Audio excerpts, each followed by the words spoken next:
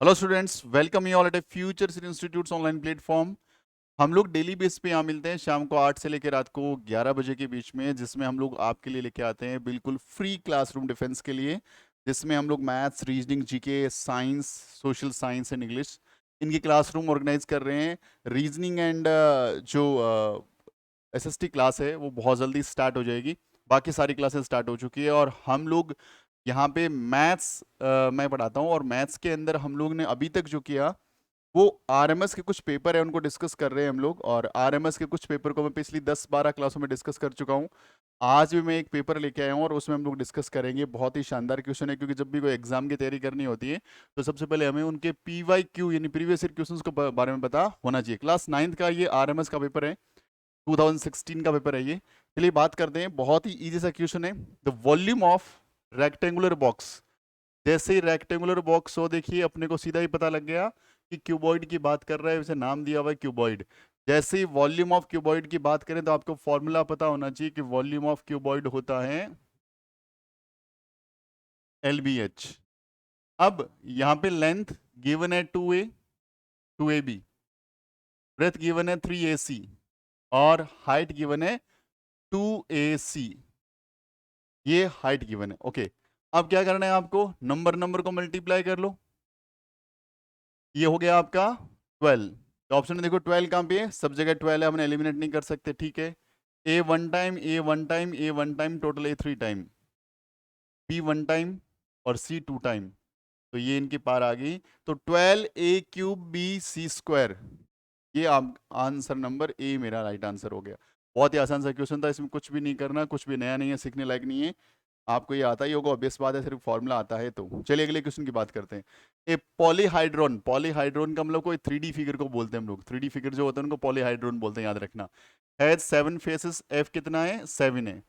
Vertex we कितना है, 10। How many as आपसे पूछ रहा है, ई आपसे पूछ रहा है ये, इन अ पॉलीहाइड्रोन हैव। तो आपको पता होना चाहिए कि इसमें एक रिलेशन होता है, क्या होता है, F+B-2 is equals to E। इसे बोलते हैं इल्यूट्स फॉर्मूला, इसे बोलते हैं इल्यूट्स फॉर्मूला। ये मैं आपको बता चुका हूं। इसमें फेस का वैल्यू कितना है, 7। वर्टेक्स कितना है, 10। माइनस में 2 इक्वल्स टू एज निकल जाएगा, ये हो गया 17। 17 माइनस 2 इक्वल्स टू एज। तो एज का वैल्यू कितना आ गया, 15। यानी टोटल नंबर ऑफ एजेस कितनी है, 15 है। 15 इसका राइट आंसर हो गया। सिर्फ इल्यूट्स फॉर्मूला आना चाहिए, जिसको नहीं पता है वो राइट डाउन कर सकते हैं इल्यूट फॉर्मूला कि F+V-2 is equals to E। किसी भी पॉलीहाइड्रोन के लिए इसका नाम है इल्यूट्स फॉर्मूला, इल्यूट्स फॉर्मूला। इस तरह से क्वेश्चन आता है, बहुत इंपॉर्टेंट फॉर्मूला है कि जितने भी फेसेस हैं उनको वर्टेक्स में ऐड कर देंगे, माइनस करेंगे 2 से, तो हमें नंबर ऑफ एजेस मिल जाएगा। चलिए अगले क्वेश्चन की बात करते हैं फटाफट में। In a square ABCD, ABCD एक स्क्वायर है, डेफिनेटली ABCD स्क्वायर बना लो। ABCD, all sides are equal square है, और सारे एंगल कितने डिग्री के, 90 डिग्री के। क्या बोल रहे हैं, डायगोनल्स मीट एट ओ, ये डायगोनल ड्रॉ कर दो, और ये दोनों डायगोनल कहाँ मिल रहे हैं, ओ पे मिल रहे हैं, ओ पे। तो AOB ये वाले ट्राइंगल की बात कर रहे हैं कि इसका टाइप क्या होगा, ये किस तरह का ट्राइंगल होगा। पहली बात तो ट्राइंगल है, हाँ सर 3 साइडेड ट्राइंगल है।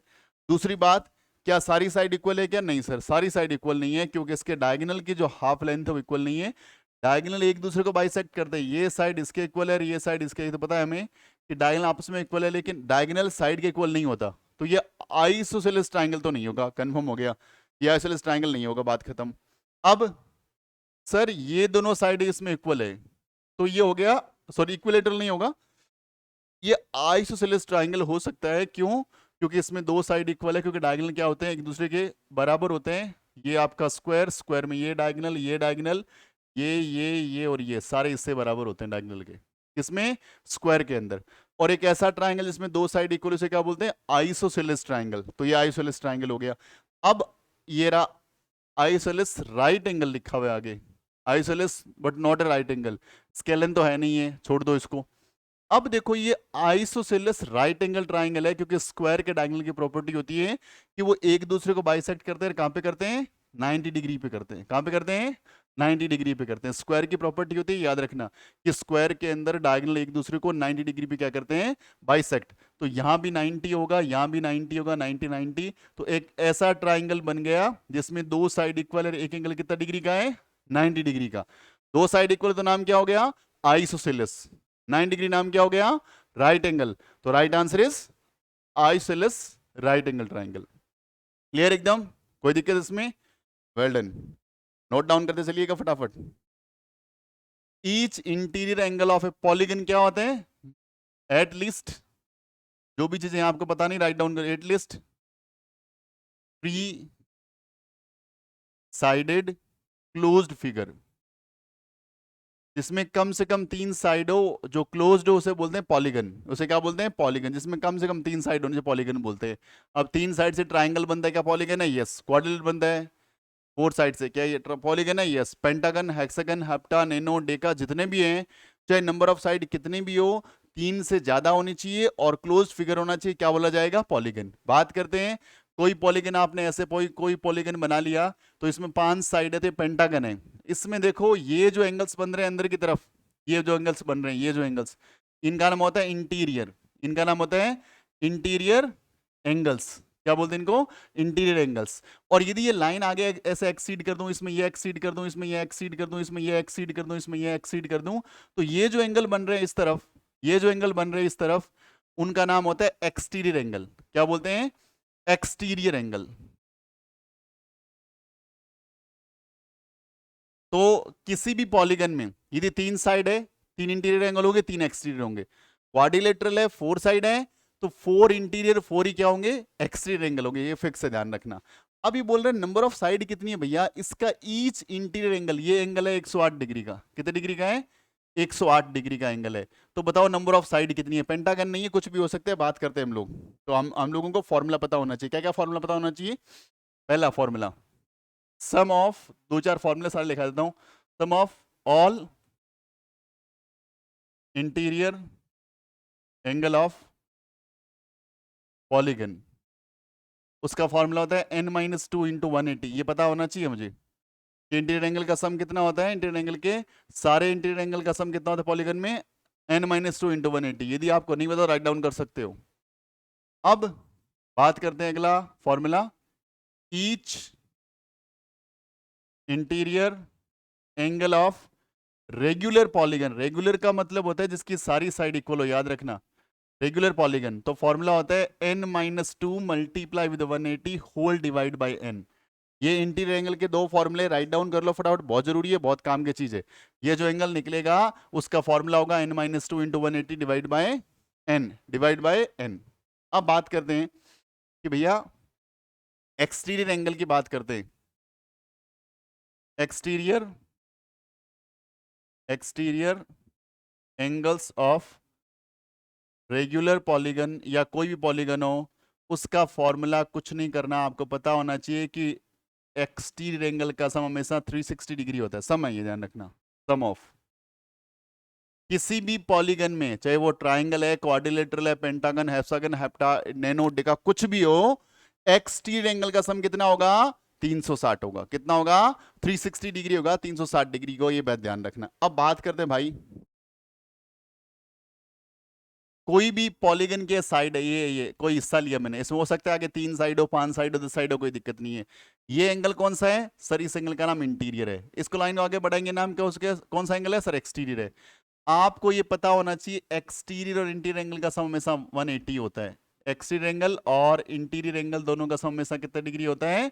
180 डिग्री होती है। बात पता होनी चाहिए, ये बात इससे पता भी लग रही है कि किसी भी पॉलीगन में इंटीरियर और एक्सटीरियर एंगल का सम हमेशा कितना डिग्री होता है? 360 डिग्री, 180 डिग्री होता है। अब मुझे पता लग गया इंटीरियर 108 है, तो ये निकाल सकता हूं क्या? हाँ बिल्कुल, exterior plus interior equals to 180। Exterior दे रखा है कितना डिग्री का? 108 का। तो इंटीरियर दे रखा है, एक्सटीरियर निकाल लेंगे। तो एक्सटीरियर इक्वल्स टू 108, 180 माइनस 108 कितना बच जाएगा? एक्सटीरियर एंगल आ गया 72 डिग्री का। कितने डिग्री का आ गया? 72 डिग्री का। कितने डिग्री? 72 डिग्री। हमें हर बार जब भी नंबर ऑफ साइड निकालनी हो तो हमेशा एक्सटीरियर एंगल निकालिएगा। अगेन आई रिपीट, जब भी पॉलीगन दे रखा हो और हमें नंबर ऑफ साइड निकालनी हो तो ऑलवेज यूज कि हमें एक्सटीरियर एंगल निकालना है। क्या निकालना है? एक्सटीरियर एंगल निकालना है। क्लियर है? अब एक्सटीरियर एंगल हमेशा निकाल लिया हम लोगों ने। और एक्सटीरियर एंगल में क्या ध्यान रखना है कि एक्सटीरियर एंगल का सम हमेशा कितने डिग्री होता है? 360 डिग्री होता है। कितने डिग्री होता है? 360 डिग्री होता है। इस बात का विशेष तौर से ध्यान रखना है। चलिए अब बात करते हैं ईच एक्सटीरियर एंगल। एक फॉर्मूला होता है कि each exterior angle equals to होता है 360 upon n. 360 upon n. N क्या है? Number of side. एन क्या है? नंबर ऑफ साइड उसमें। अब ईच एक्सटीरियर एंगल हमने निकाल लिया 72 डिग्री, तो इसकी जगह रख सकता हूं 72 degree equals to 360 divide by n. ये देखो कट सकता है, 36 बन जा 36, 36 टू जा 72, यहां बच गया 10, 2 बन जा 2, ये कट गया 5 टाइम। तो n का वैल्यू कितना आ गया सर? n का वैल्यू आ गया 5, यानी पेंटागन है ये। Right answer is 5। यानी पेंटागन, पॉलीगन के अंदर जो पेंटागन होता है उसमें एक्सटीरियर एंगल हमेशा कितने डिग्री का होता है? 72 डिग्री का होता है। इंटीरियर एंगल कितने डिग्री का होता है? 108 का।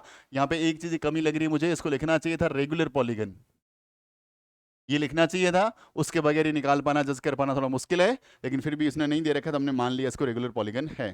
चलिए अगले क्वेश्चन की बात करते हैं। 15 added to a thrice of a whole number gives 90 to 93, find the number। पता नहीं है, जैसा बोल रहे हैं वैसे करते रहो।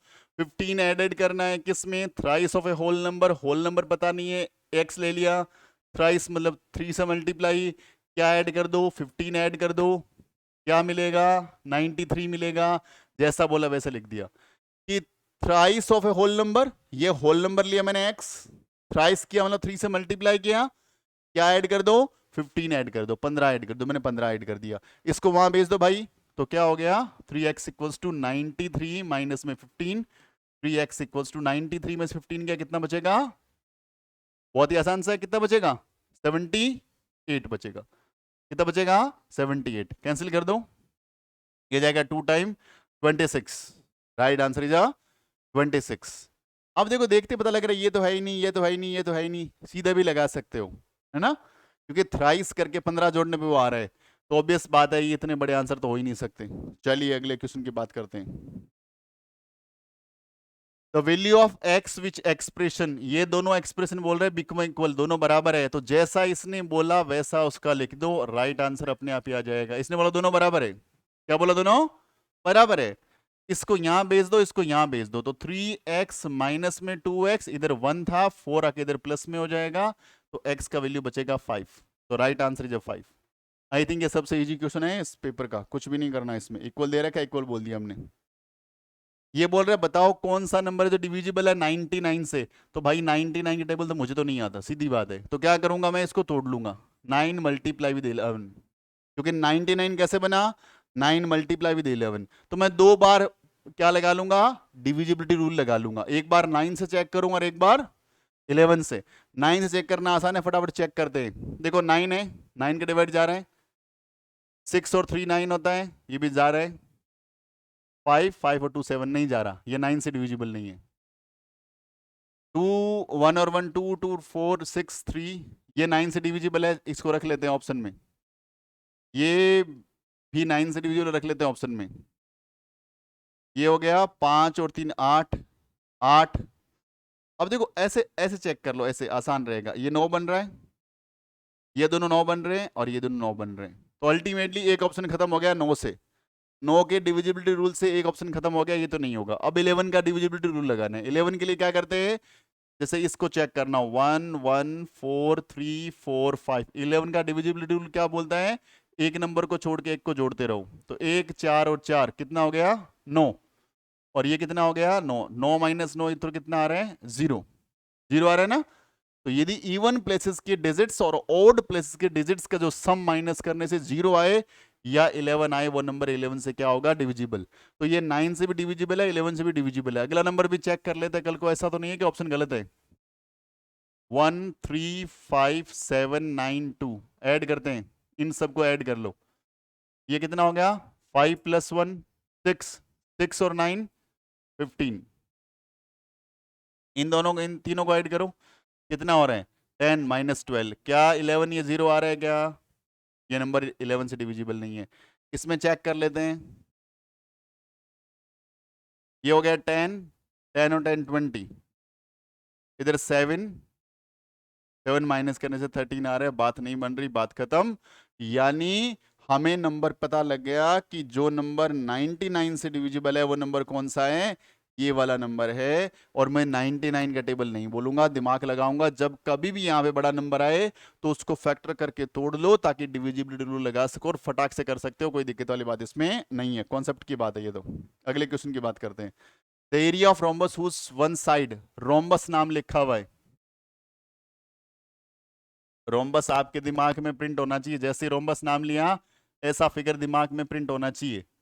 एक टेढ़ा फिगर जिसके सारे एंगल कितने डिग्री के हो ये तो पता नहीं है, लेकिन सारी साइड इक्वल हो और उसके डायगोनल एक दूसरे को 90 डिग्री पे क्या करते हैं, बाइसेक्ट करते हैं। ये इसके इक्वल और ये वाला पोर्शन इसके इक्वल, ये होता है रोम्बस। अब रोम्बस में क्या बोल रहे हैं, वन साइड, यानी ये साइड को बोलता हूं 5, तो ये भी 5, ये भी 5 और ये भी 5, सारी साइड इक्वल है। एंड वन डायगोनल, एक डायगोनल दे रखा है 8 सेंटीमीटर का, ये पूरे को सपोज कर लेता हूं 8, क्या मान लेता हूं 8। तो 8 ये कौन सा पॉइंट है सर, मिड पॉइंट है, तो ये भी रह गया 4 और ये भी क्या रह गया 4, ये भी रह गया 4, ये भी रह गया 4। अब मुझे इसका एरिया निकालना है, तो एरिया का जो फॉर्मूला होता है वो होता है half d1 into d2, half d1 into d2। तो डायगोनल 1 है, डायगोनल 2 तो मेरे पास नहीं है। अब यदि मैं बोलूं ये साइड निकाल लूं, मैं इतनी ये वाली साइड निकाल लूं, तो इसका डबल करने से डायगोनल आ जाएगा ना ये। तो ये निकालने के लिए इस ट्राइंगल को अलग से लिख लो, ये ट्राइंगल रहा अलग से। ये साइड पता नहीं हमें, ये साइड है 4 और ये साइड है 5, और हमें पता है डायगोनल एक दूसरे को 90 डिग्री पे क्या करते हैं, बाइसेक्ट। तो ये बन गया राइट एंगल ट्राइंगल, और राइट एंगल ट्राइंगल 90 के सामने वाला क्या होता है, हाइपोटेनियस होता है। हाइपोटेनियस कितना है 5, वन साइड कितनी है 4, तो अगली साइड क्या होगी 3, क्योंकि पाइथागोरस ट्रिपलेट होती है ना 3 4 5। कौन सी ट्रिपलेट होती है 3 4 5। पाइथागोरस थ्योरम भी लगा सकते हो उसमें, 5 का स्क्वायर 25 इज इक्वल्स टू 4 का स्क्वायर 16, और ये पता नहीं था आपने x का स्क्वायर, इसको यहां भेज दो तो 9 इक्वल्स टू x का स्क्वायर, तो x का वैल्यू कितना आ जाएगा 3, ये 3 आ गया, ये 3, तो ये भी कितना हो गया 3, और 3 3 कितना हो गया 6। तो एक डायगोनल 8 आ गया, दूसरा डायगोनल 6 आ गया। आप लगा दो यहाँ पे 8 इंटू 6 कैंसिल कर दो, ये आ गया 24 सेंटीमीटर स्क्वायर। तो right answer is 24 centimetre square. तो ये भाई डायगोनल रोम्बस का एक क्वेश्चन है, बहुत ही आसान सा क्वेश्चन था, ये हम लोगों ने सीख लिया। अगला क्वेश्चन देख लो, the factors of the expression. Factor का मतलब क्या होता है, जैसे 6 लिखा हुआ है, ये कब आता है जब 2 को 3 से मल्टीप्लाई करते हैं, तो 2 और 3 क्या हो गए फैक्टर हो गए। इसी ढंग से फैक्टर ढूंढना है मुझे कि इसमें से फैक्टर कौन सा है, तो a माइनस बी का होल स्क्वायर प्लस 4ab बराबर पूछ रहा है इसके फैक्टर क्या होंगे। आप काम करो, a माइनस बी का होल स्क्वायर लगाओ, क्या होता है a का स्क्वायर प्लस b का स्क्वायर माइनस 2ab। ये पता होना चाहिए आपको कि a माइनस बी का होल स्क्वायर क्या होता है, ये फॉर्मूले आपको पता होने चाहिए। a प्लस बी का होल स्क्वायर होता है a का स्क्वायर प्लस b का square plus 2ab, a minus b का होल स्क्वायर होता है a का स्क्वायर प्लस b का स्क्वायर माइनस 2ab। एक बार कोई नंबर प्लस में एक बार कोई नंबर माइनस में, तो होगा a का स्क्वायर माइनस b का स्क्वायर। ऐसे बहुत सारे फॉर्मूले आपको पता होना चाहिए, ठीक है भाई। अब ये वाला तो मैंने इसका ओपन करके रख दिया, लास्ट में क्या लिखा हुआ है 4ab। अब a का स्क्वायर प्लस b का स्क्वायर, ये 2ab माइनस का था, ये 4ab किसका है प्लस का, तो 4 में से 2 गए क्या बचा 2, तो यहां बचेगा प्लस का 2ab, क्या बचेगा प्लस का 2ab।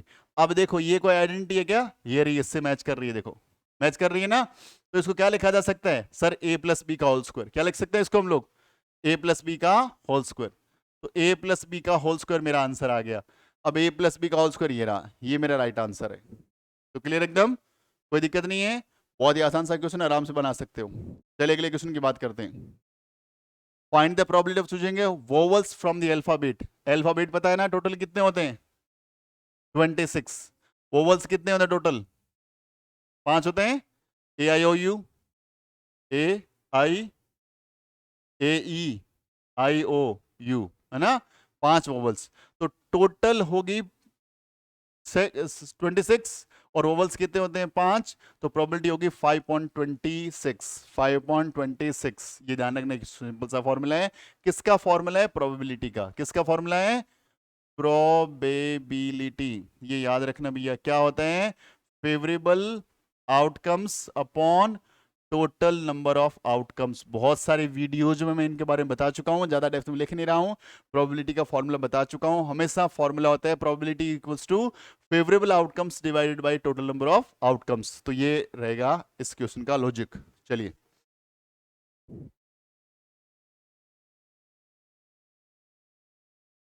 तो बात करते हैं, the height of a rectangle in A histogram shows. Height क्या शो करती है रेक्टेंगल में? रेक्टेंगल में sorry, the height of rectangle, histogram में हाइट किसको शो कर रही है? यदि हिस्टोग्राम बना हुआ है, ऐसे ऐसे हिस्टोग्राम बना रहे हैं, ऐसे हिस्टोग्राम बना रहे हैं, तो ये जो इसकी हाइट है ना, ये वाली हाइट, ये वाली हाइट, ये हमेशा हाइट शो करती है इसकी फ्रीक्वेंसी को। याद रखना, इसको शो करती है हमेशा फ्रीक्वेंसी को। ये इसका लोअर लिमिट, ये इसका upper limit, lower limit upper limit, lower limit upper limit, lower limit upper limit. ये लोअर लिमिट अपर लिमिट यहाँ होती है। विड्थ डिपेंड करता है कि लोअर लिमिट और अपर लिमिट में डिफरेंस कितने का, कितना बड़ा है। 0 से 10, 10 से 20, तो विड्थ क्या होगा? 10 का हो गया। और 0 से मान लीजिए 200 दे रखा, तो 200 का विड्थ हो गया। विड्थ उसको बोलते हैं। तो ये हो गया हिस्टोग्राम, समझ गए ना? एक के बाद ऐसे ग्राफ 7 चिपका के बने हुए, इसको हिस्टोग्राम बोलते हैं हम लोग।